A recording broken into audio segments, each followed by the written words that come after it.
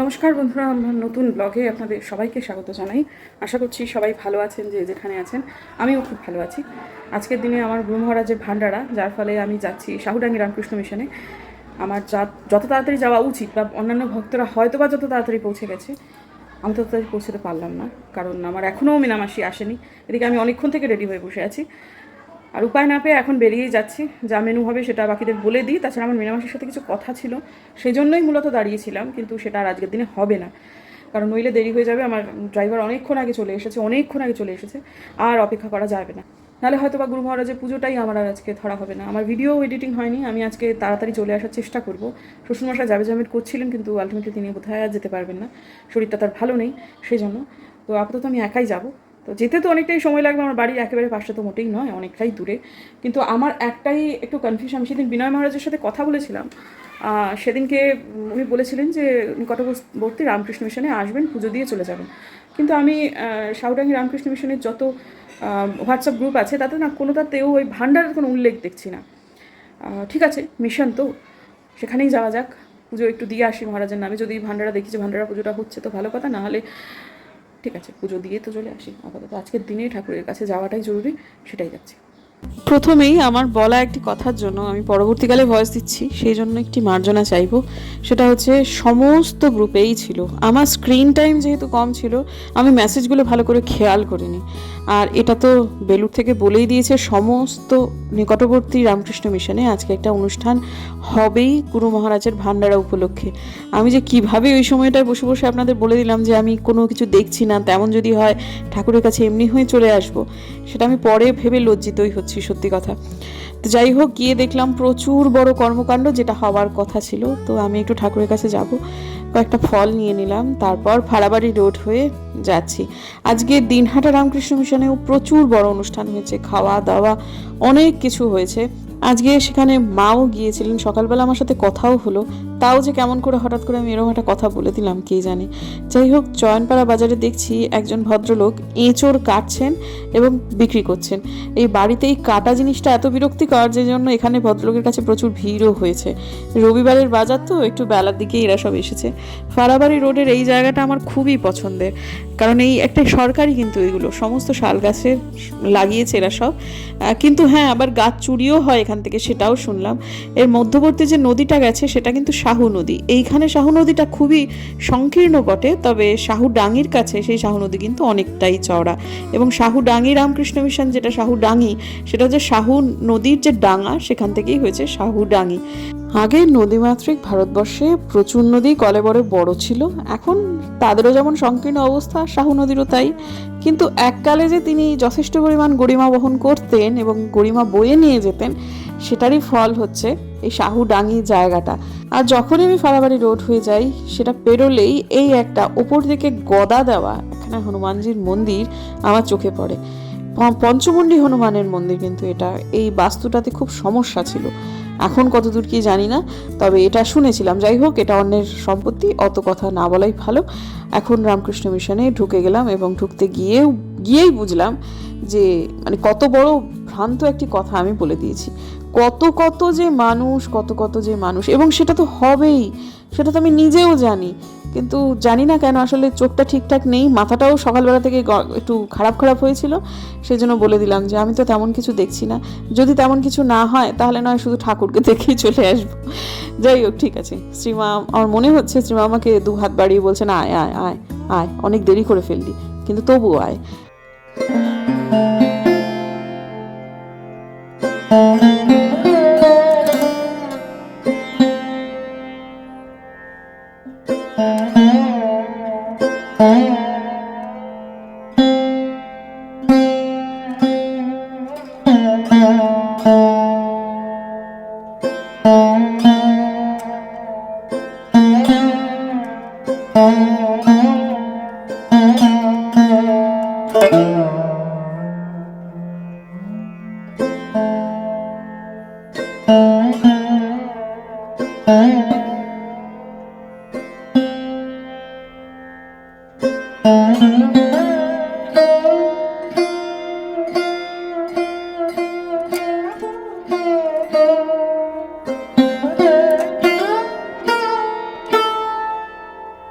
আমার মা বলেন শাহুডাঙ্গি রামকৃষ্ণ মিশন একটি তপবন।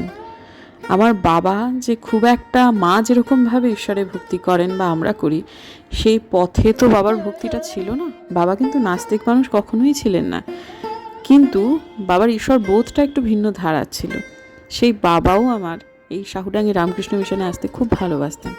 এত গাছ গাছালি, এত সুন্দরভাবে সব কিছু মেনটেন করা, সেটা চারটিখানি কথা নয়। কিন্তু কোথাও না কোথাও এই জিনিসটা কিন্তু অনস্বীকার্য। আমার বাবার জীবদ্দশায় বাবা যে শাহুডাঙ্গি রামকৃষ্ণ মিশনে আসতেন, বর্তমান সময়ে দাঁড়িয়ে আমি কিন্তু সেই রামকৃষ্ণ মিশনে আসি না। মানে বেলুড় অধিগ্রহণ করার পরে 100% সত্যি কথা, যেটা আমি আগেও দেখেছি এখনও দেখছি জন্য বলছি, সেই বাগান, সেই যে তপবনের ফিলিং, সেটা কিন্তু আর নেই। বাগান কিন্তু আগের মতো গরিমায় জলজল করে না। আর 5টি মন্দিরের মতোই এখন বাগানটি হয়ে গেছে। কলেবরে অনেকটা জায়গা এবং অনেক কিছু হয়তোবা করার আছে, সেই জন্য এই বাগানের দিকে মনোনিবেশটা হয়তোবা কর্তৃপক্ষ একটু কম করেছেন। কিন্তু শাহুডাঙ্গি রামকৃষ্ণ মিশন মানুষ আসতো, যারা অতটাও আধ্যাত্মিকভাবে এইভাবে বিশ্বাসী নয়, তারাও আসতো শুধুমাত্র গাছ গাছালি তপবন দেখতে। সেই জায়গাটা এখন অনেকটাই কমের দিকে, এটা কিন্তু অনস্বীকার্য। যারা আধ্যাত্মিকভাবে এই মন্দিরের সাথে ওতপ্রোতভাবে জড়িয়ে আছেন, অনেকের হয়তো আমার কথা শুনে খারাপ লাগতে পারে, কিন্তু মনে রাখবেন আমিও কিন্তু ওতপ্রোতভাবেই জড়িয়ে আছি। যেখানেই যাই আমার কথায় কথায় মনে হয় একটু শাহুডাঙ্গি যাই, একটু ঠাকুরের কাছে যাই। কিন্তু যেটা সত্যি সেটাও কিন্তু সত্যি। আগে চারিতে পদ্ম ফোটানো, বাবা দেখা, যে মালি, সে ভদ্রলোককে এত ভালো লেগেছিল আমাদের বাবার, তার সাথে বাবার দীর্ঘক্ষণ আলাপচারিতা, চোখ জুড়িয়ে যাওয়া, মনে কি যে ফিলিং হতো। কিন্তু এখন ঠাকুরের মন্দির চতুর্দিক আছে, কিন্তু সেইটা কিন্তু আর নেই যেটা আগে ছিল। যাই হোক, খুব সুন্দর ব্যবস্থাপনা। খাবার জলের বোতল এরা দিয়ে দিচ্ছে, তবে অনুরোধ করছে একটাই, যে যখন যাবেন তখন জলের বোতলটা আমাদের ফেরত দিয়ে যাবেন। আমার খুব জল তেষ্টা পেয়েছিল, জল নিয়ে বেরিয়েছিলাম, কিন্তু গাড়িতে রেখে বেরিয়ে চলে এসেছি। যাই হোক, এই দিকটা ঢুকতে দিচ্ছিল না। কিন্তু এখানটা না খুব ভালো গাছের চাষ ছিল, জবা টবা এগুলো খুব ভালো হতো। তখন আমি জীবন মহারাজ, বিনয় মহারাজের সাথে আমি এই জায়গাটা এসেও ছিলাম, দেখেও ছিলাম। কিন্তু আজকে এত ভিড়ভাড়টা তো, সেজন্য ঢুকতেও দিচ্ছেন না, আর খুব একটা ভালো যে অবস্থায় আর নেই সেটাও বুঝতে পারছি। যাই হোক, এইখানটায় পেছনে যে জায়গাটা ম্যাড়াপ বাঁধা রয়েছে, সেখানে ঠাকুরের শ্রীমার কথা হচ্ছে, গান হচ্ছে। এখন যখন ঢুকছি একটা গীতি আলেখ্য মতো হচ্ছে, তাতে সম্ভবত পরেশবাবু বাঁশি বাজাচ্ছেন, সুপ্রিয়দা গান গাইছেন এবং পল্টুদা তবলা বাজাচ্ছেন, আর বাদ বাকি কারা বুঝতে পারছি না। তবে ঘোষক যিনি, তিনি দতনুদা, তাকে তো চিনি। আর চতুর্দিকে ঠাকুর, মায়ের, স্বামীজির কি সুন্দর সুন্দর কথা লেখা রয়েছে, বাণী, সেগুলো পড়ে চোখ জুড়িয়ে যাচ্ছে এবং গানগুলো এত সুন্দর গাইছেন। এরা তো আশ্রমের দ্বারা নির্বাচিত শিল্পী, তো এরা প্রত্যেকেই নিজের নিজের কাজের জায়গায় অত্যন্ত সুপ্রতিষ্ঠিত, সুতরাং জিনিসটা অত্যন্ত সুমধুর হচ্ছিল। আমি প্রথম দিকে সমস্ত বাণীগুলো ঘুরে ঘুরে দেখছিলাম। ছোট মুখে একটা বড় কথা বলি, যদিও আমি গৃহী মানুষ, কিন্তু আমিও তো ঠাকুরের আশ্রিত, সেহেতু বলছি। আমি জানি শাহুডাঙ্গি রামকৃষ্ণ মিশন এখন কেবলমাত্র তপবন নেই, এখানে একটা গেস্ট হাউস হয়েছে, স্কুল হয়েছে, বাচ্চারা থাকার জন্য হস্টেল হয়েছে, আরও অনেক কিছুই হয়তো বা হয়েছে, ভবিষ্যতেও হবে। কিন্তু তার জন্য আগে প্রকৃতি দিয়ে রঙিন করে রাখা যে শাহুডাঙ্গি, সেটাকে আমাদের জলাঞ্জলি দিতে হবে এমনটাও তো নয়, তাই নয়? সেটাকে কি ফিরিয়ে আনা সম্ভব নয়? অনেক মহারাজ আছেন যারা গান ভালোবাসেন, কেউ কেউ পড়াশুনো ভালোবাসেন, তেমন অনেক মহারাজ নিশ্চয়ই আছেন যারা অত্যন্ত সুদক্ষ এবং তারা প্রকৃতি ভালোবাসেন, ফুল ভালোবাসেন। এর বাইরে আমি আর কি বলতে পারি? একটু আগেই যেটা আমি জুম করে আপনাদের দেখালাম, আমি শাহুডাঙ্গে ঢুকে ঠাকুরের কাছে এই আন্তরিক আহ্বানই জানিয়েছি, তবে সেটা আন্তরিক কিনা সেটা ঠাকুর ডিসাইড করবেন।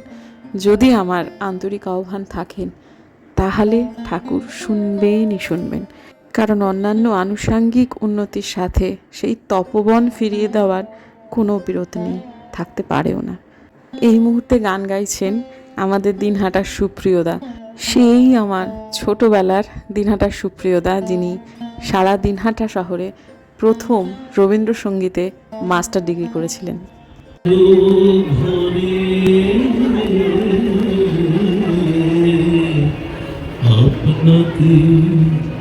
আপনি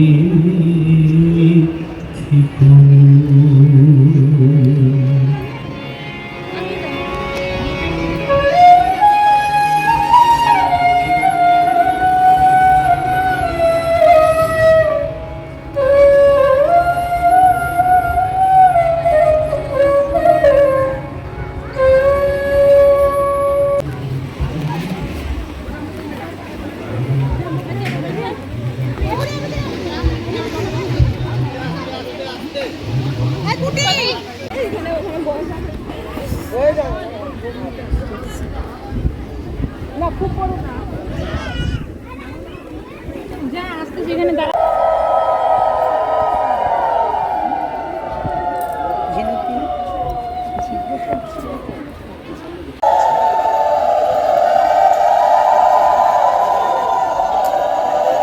세번역성이 어린처럼 정하에 어른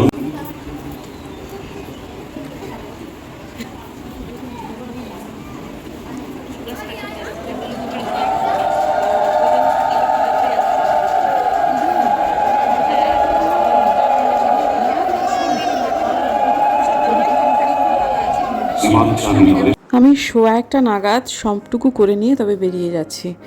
এই সময়টাতে তখনও প্রচুর পরিমাণে ভিড়, পিল পিল করে মানুষজন ঢুকছেন, ভক্ত প্রচুর এসেছেন, সব মিলিয়ে 1000-10 তো বটেই। আর একটু সময় থাকতেই পারতাম, কিন্তু আমার বাড়িতে অনেকগুলো কাজও রয়েছে, আর তেমনই আমার ভিডিওটা এডিট করা হয়নি, সেগুলো যেমন একটা আমি না করে বেরিয়েছি, যার ফলে বাড়ি ফেরার তাড়াটা আমার খুবই ছিল। তো এখন ব্যাপারটা হচ্ছে যে আমি কি বলবো, শরীরটা একটু একটু খারাপ করছিল, আমার খুব অম্বল হয়ে গেছে, মানে একটু বাদেই আমি এই যে রাস্তা দিয়ে বেরোচ্ছি তখন আমার না খুব কষ্ট হচ্ছিল। তো বাড়িতে এসে একটুখানি ওষুধ খেলাম, খেয়ে একটুখানি বিশ্রাম নিয়েছি, তারপরে অবশ্য ঠিক হয়ে গেছে, অসুবিধা আমার তেমন হয়নি, মানে পরবর্তীকালে ব্লগ কন্টিনিউ করতে আমার অসুবিধে হয়নি। তবে এই সময়টা একটা কেমন যেন শারীরিক অসুবিধে তৈরি হয়েছিল, আসলে আজকে গরমটা প্রচুর ছিল, আর খিচুড়ি খেলে আমার একটু সমস্যা হয়, এটা নতুন কথা নয়। তো যাই হোক, ফেরার পথে আবার সেই ওই গদা উঁচু করা যে মন্দিরটা সেটা দেখছি, আর কত কথা ভাবছি, কিন্তু সেই সমস্ত কথা এখানে না বলাই ভালো। আমাদের ঘরেতে বেশ একখানা জাতীয় সংকট চলছে, মানে এই বাড়িটাকে যদি একটা দেশ ধরি তাহলে একটা জাতীয় সংকট এই গৃহেতে চলছে। সেটা হচ্ছে এই বাড়ির জাতীয় খাদ্য অনেক দিন থেকে বাড়ান্ত হচ্ছে মুড়ি। পুরী থেকে ফিরেছি থেকে দেখছি এটা এরকমই, সেটাকে ভরা হচ্ছে না। বেরোলাম, এতবার করে বেরোচ্ছি, মুড়ি কেনার কথা কিছুতেই মনে থাকছে না। তাহলে কি জাতীয় খাদ্য এবার বদল হবে? জাতীয় খাদ্য শেষটায় ভাত হয়ে যাবে? এই যে এখন ভাত বসিয়েছি, আর এই ভাতটা একটুখানি কম আছে। না, জাতীয় খাদ্যই থাকে, নিচের থেকে আসলে সরবরাহ হচ্ছে। এত নিয়ে এসেছেন আমার শ্বশুরমশাই, নিয়ে আসেনি, একজন ভদ্রলোক এসে বাড়িতে দিয়ে গেছে, তার কাছে প্রচুর কেনা হয়ে গেছে, সেই জন্য তার ওপরে একটু দিয়ে দিলেই হয়। যখন মুড়ি খেতে ইচ্ছা হয় তাহলে নিচ থেকে নিতে হয় না। দাঁড়ান, এই ঘরে এসে কথা বলি, ঘরে না বারান্দাতেই যাই।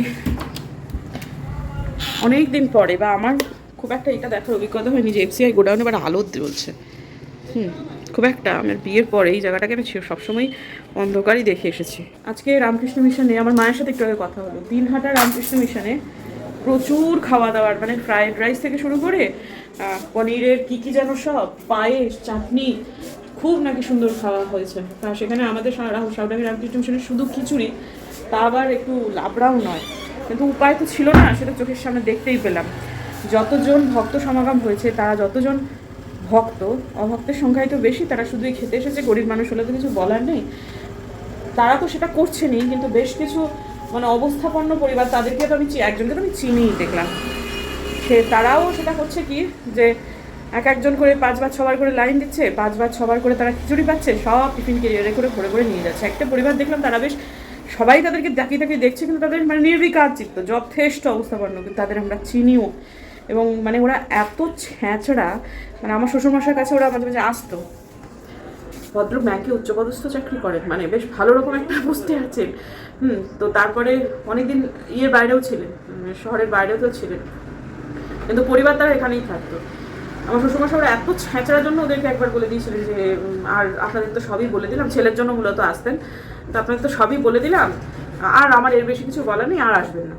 একদিন এরকম করে খুব একটা, উনি এই সমস্ত কথা করে বলেন না বাড়ি বই আসা মানুষদের, কিন্তু ওদেরকে কিন্তু বলেছিলেন। সেই পরিবারটি আমাদের দিনহাটাতে থাকার সময় আমাদের টিফিন ক্যারিয়ার করে যখন আমাদের হোম ডেলিভারি খাবারগুলো দিত না, ঠিক ওই টিফিন ক্যারিয়ারে 2টো টিফিন ক্যারিয়ার ভর্তি করে নিয়ে যাচ্ছে খিচুড়ি, তারা বাজারের ব্যাগে ভরছে, হচ্ছে। তারপর হাজব্যান্ডকে আবার বলছে, ভদ্র রিটায়ার করেছে, বলছে আর একবার একটু দাঁড়ানো যায়, তুমি তো ভালো করে খেলে না, ওটা আবার আমি চুচ্ছি, তখন আবার 5 থেকে পাস করছি, জানেন তো। মানে এত কি বলি আর। ঠিক আছে, গরিব মানুষ হয়, তারা নিয়ে যায়, তাদের আর একবেলা না, অতগুলো তারা খাবেন কখন, 3 দিন ধরে খাবেন। তা ওই রকম ভাবে যদি কেউ নিয়ে নেয়, তাহলে মন্দির কর্তৃপক্ষের করার কি থাকে? বলি ঠিক মন্দির কর্তৃপক্ষের কি করার থাকে? শুধু একটু খিচুড়ি দেওয়া ছাড়া। মানে যদি 7-8 হাজার মানে ভক্ত সব মিলিয়ে 1000 খানেক বা 1000 দেড়েক, কিন্তু মানুষ যদি 10,000 চলে আসে তাহলে ওরাই বা কি করবে বলুন? তো যাই হোক, ওটা খেয়ে আমার খুব অম্বল হয়েছিল। ওষুধ বিষুধ খেয়ে তারপরে মাথাটা এত যন্ত্রণা করছিল, মেয়ে অনেকক্ষণ মাথাটা টিপে দিল, তারপরে একটু ঘুমিয়ে পড়েছিলাম, একটু আগে উঠলাম। তো চাও খাইনি আজকে, ইচ্ছাও করছে না খেতে চা। ভাতটা বোধহয় উঠলেই গেল, বক বক করছি বাইরে দাঁড়িয়ে। উঠলে গেছে এই যে, যেমন শাশুড়ি মা বলতেন কাজের সময় কথা বলতে নেই। ওইটুকু ভাত দেখছেন তো, শুধু গুম্বাদার ভাত।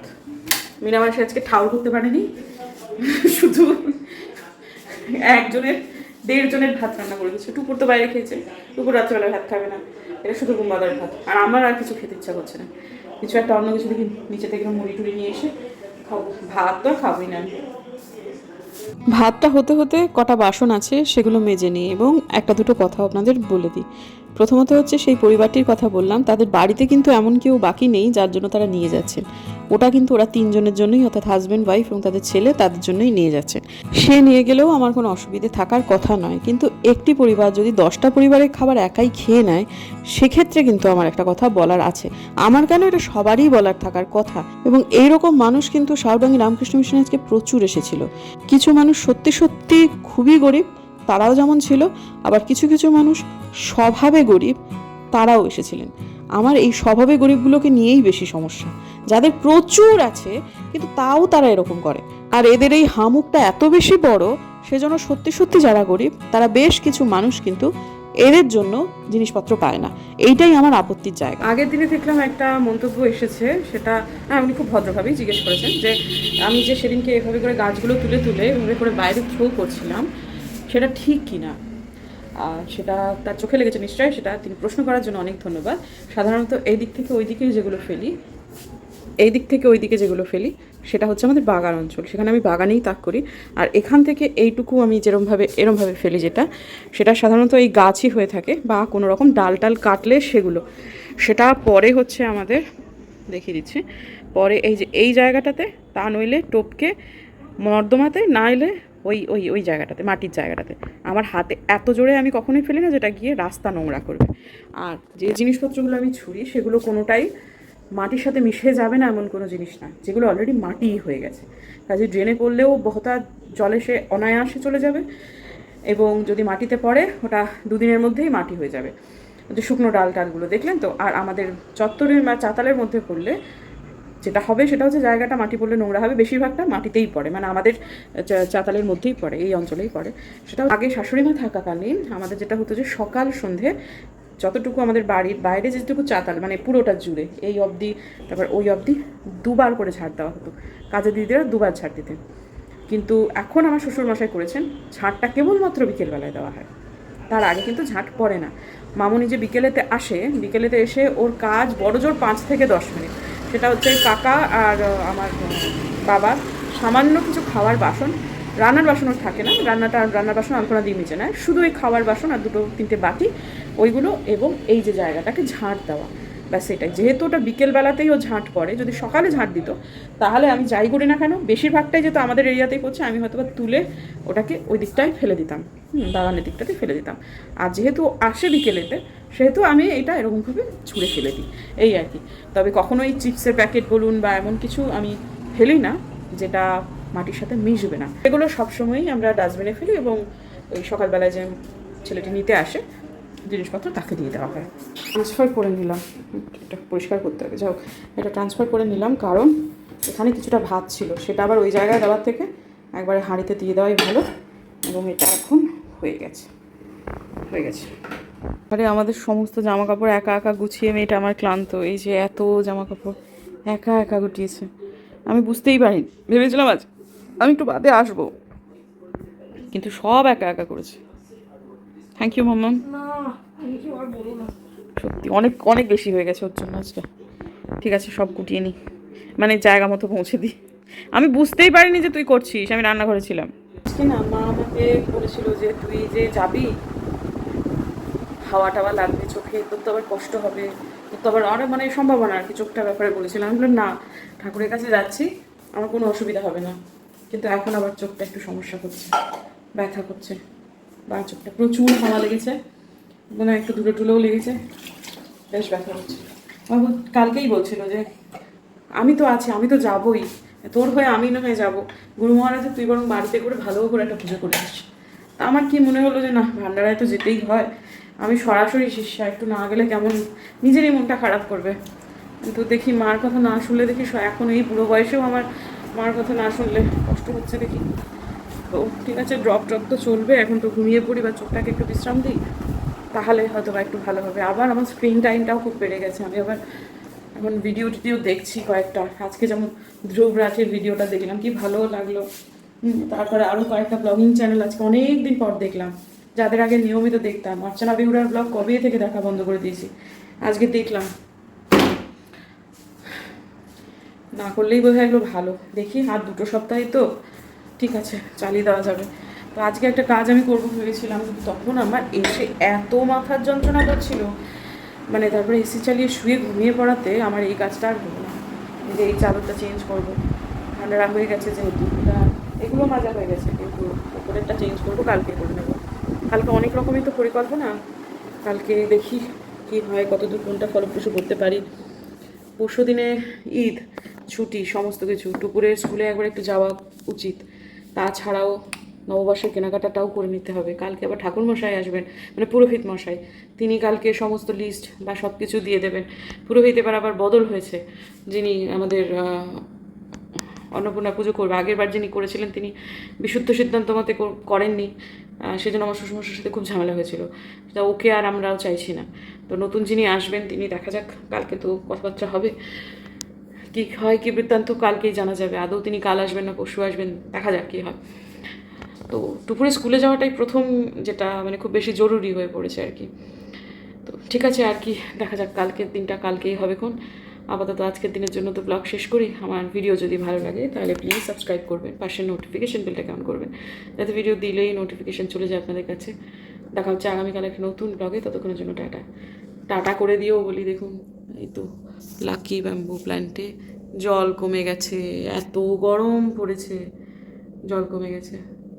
শোয়ার আগে এটাকে করে নেব, তারপর শোবো। ঠিক আছে, চলো।